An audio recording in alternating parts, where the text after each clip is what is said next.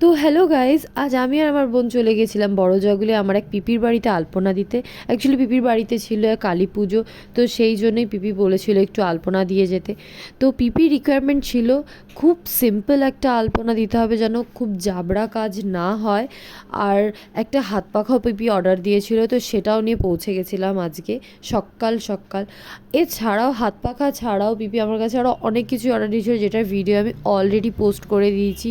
তো তোমরা চাইলে এক্ষুনি গিয়ে দেখে আসো, আর ভালো লাগলে লাইক কমেন্ট অ্যান্ড শেয়ার অবশ্যই করো। আর এই আলপনাটা কেমন হয়েছে আমাকে জানিও কিন্তু সবাই।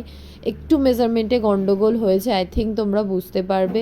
তো আমি যতটা পেরেছি ভালোভাবে করার চেষ্টা করেছি। দেখা হচ্ছে নেক্সট ভিডিওতে, বাই বাই।